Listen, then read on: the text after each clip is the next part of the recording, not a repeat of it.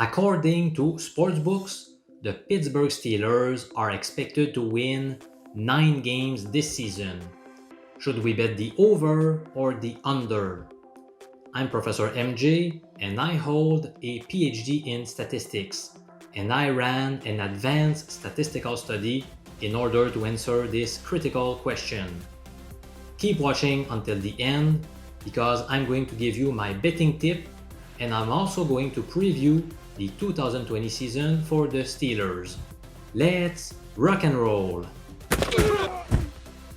Can you believe the Steelers have not had a losing season in 16 years? That's remarkable.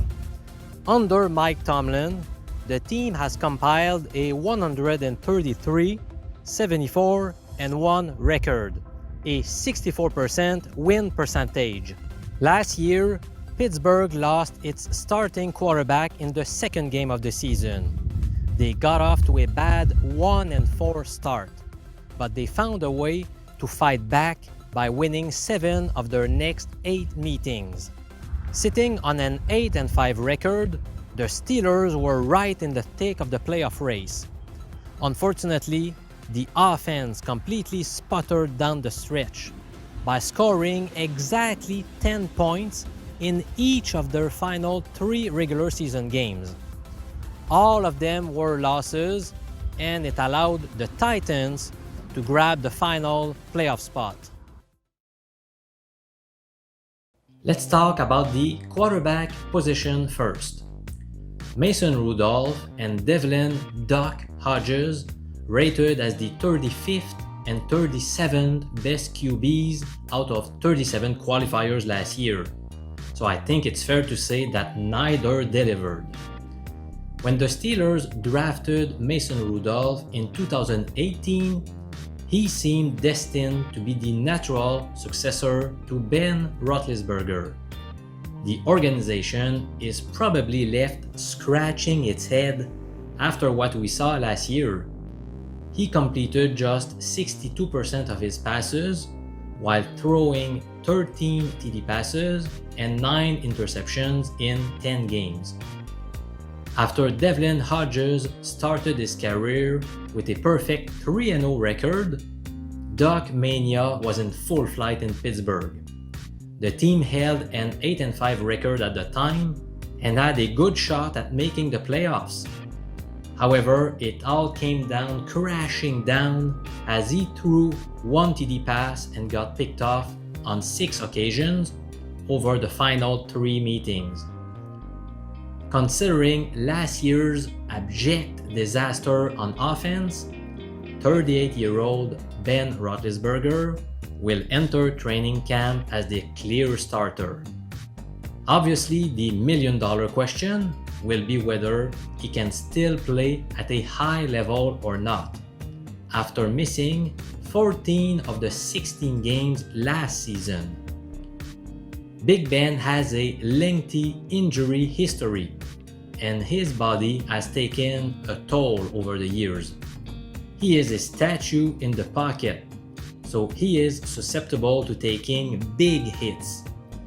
And the year before, in 2018, he did post a career high in TD passes with 34, but he also threw 16 interceptions, which was the second highest mark of his career.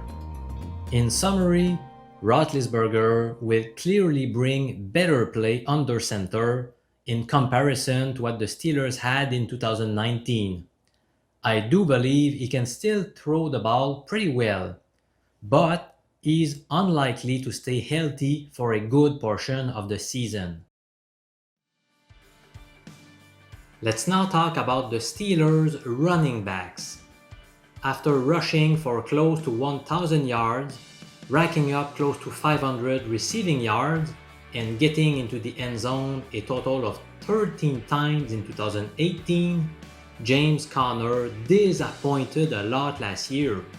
He rushed for just 464 yards in 10 games, while his yards per rush average dipped from 4.5 to a meager 4.0. Conner has trouble staying on the field. Since Le'Veon Bell left the team, Connor has missed 9 games in 2 years. His star is quickly fading. Jalen Samuels also had a year to forget. He posted a horrific 2.7 yards per carry average. He simply could not run between the tackles. He is pretty good as a pass catcher though. Benny Snell was the lone guy at the position that did not disappoint too much. The rookie 4th rounder out of Kentucky had a few good outings when called upon to fill in for injured players. His role could expand in 2020. Let's talk about the Steelers wide receivers. Juju Smith-Schuster is probably the happiest guy in the locker room regarding the return of Big Ben in the lineup. He had his worst career season by catching just 42 balls for close to 500 yards and only 3 TDs. Sure, he did miss a few games due to injuries, but those are not good numbers for a rising star. Smith-Schuster will be entering a contract year, and he's only 23 years old. So injuries and this small QB play were certainly key factors to explain his down year. James Washington took a big step forward in his development despite the struggles at the QB position. After catching just 17 passes in his rookie season, he hauled in 44 last year. He should be a nice contributor in 2020. Diontae Johnson made a name for himself after averaging, over the final 4 meetings of the season, close to 6 catches and 64 yards per game. The 2019 third rounder also led the team with 5 TD receptions. In other words, the Steelers already had a nice trio of young, promising wideouts, which is why they surprised many by selecting Chase Claypool in the middle of the 2nd round in last April. He has elite size and explosiveness, and he's pretty tough to bring down. He caught 66 passes for over 1,000 yards and 13 TDs as a senior with Notre Dame. Let's now talk about tight ends. After 5 mediocre years, Vance McDonald had a breakout 2018 season with the Steelers. He caught 50 passes that year, but he regressed to just 38 receptions last season. He averaged 7.2 yards per catch, which was by far his lowest of his career. The team moved on from Nick Vannett, who was no more than a depth alternative and not much of a threat as a pass catcher. The new tight end in town will be EBRON, who has played 4 years with the Lions and a couple with the Colts. EBRON was a number 10 overall pick in the 2014 draft, and he will be playing his age 27 campaign. He has a lot of talent, even though much has been made of his tendency to drop some passes. He can also make acrobatic catches though. It's time to investigate the offensive line. Maurkice POUNCEY is one of the top paid centers in the league, but he's not playing like a top center at all. Last year, he obtained the lowest PFF grades of his 9-year career. He finished next to last among 37 centers with a putrid 51.5 mark. Matt Filer and Alejandro Villanueva finished as the number 20 and 24 tackles in the NFL out of 81 qualifiers, according to PFF grades. Both went undrafted but have done a fair job in the most recent seasons. Ramon Foster retired after 11 seasons. He is likely to be replaced with Stefan Wisniewski, who started as a backup with the Chiefs but was forced into the starting lineup during their Super Bowl run. He is a very decent player. Now the last piece of the puzzle on the offensive line is David DeCastro. His best years seem past him though. Notice how 4 out of the 5 starters are 30 years or older, which is worrisome. Alright, so let's review the 2020 outlook for the Steelers offense.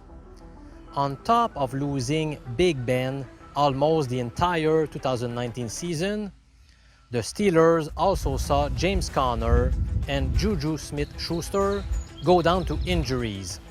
Having them all on the field when the 2020 season begins will be a big boost for an offense that struggled mightily last year. Also, acquiring the very talented pass-catching tight end Eric EBRON will provide Big Ben with an additional weapon to work with. The aging offensive line worries me though. Pittsburgh QBs were among the most pressured last year, adjusting for the number of dropbacks.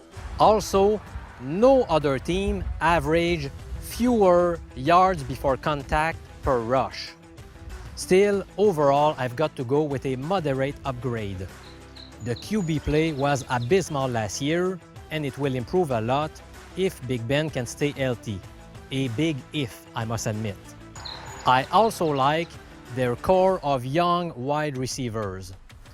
Last year, Pittsburgh finished 27th in terms of points scored, and I could see them finishing between 13 and 18 this year.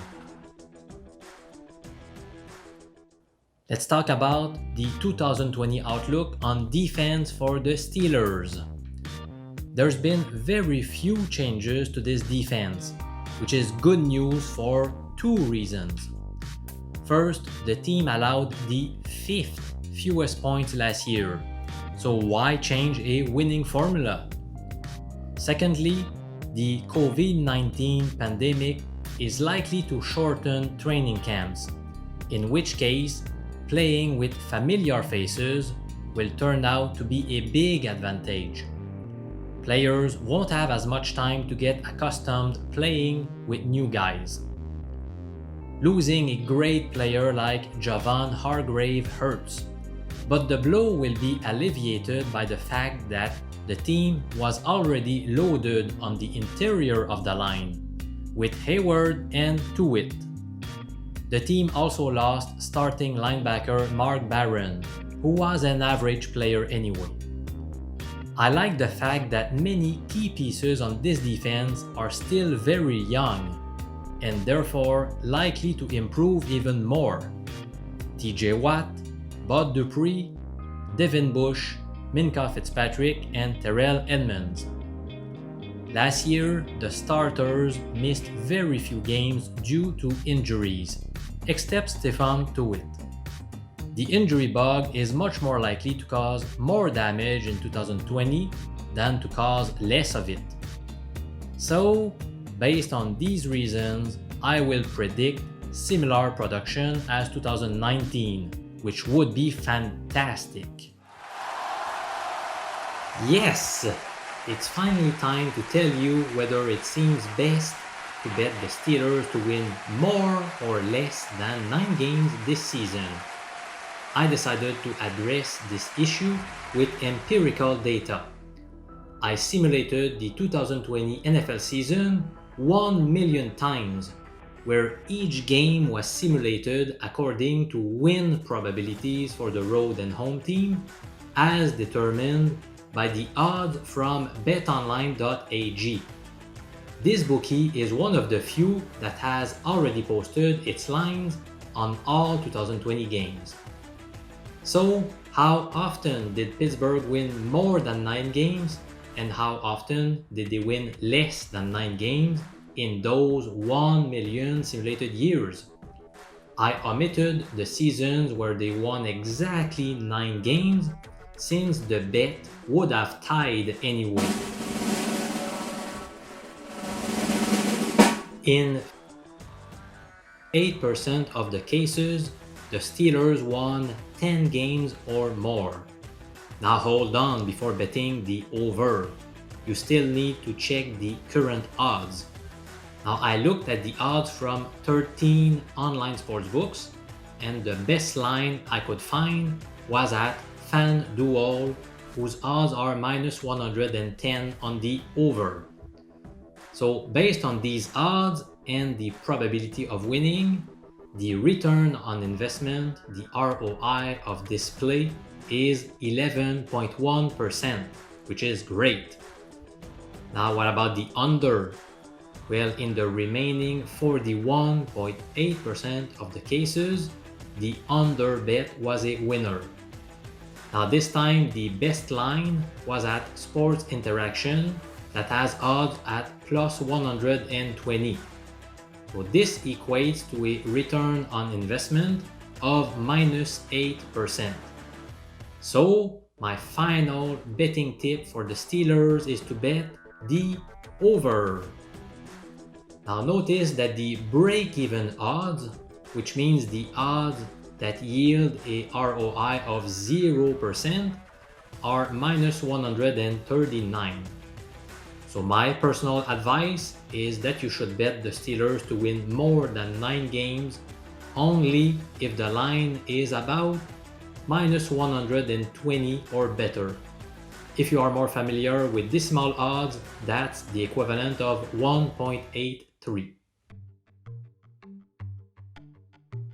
Now this plus 11% ROI is the 24th highest among the league's 32 clubs, if you can believe that. So there are many bargains left. Tomorrow I'm going to preview the team whose ROI is 23rd, and then I'm going to keep going every day. So there's a lot of great stuff coming up for you. And if you don't want to miss out on any of this information, subscribe to my YouTube channel now. I'm Professor MJ, a University Statistics Professor. I'll talk to you again very soon. Bye bye.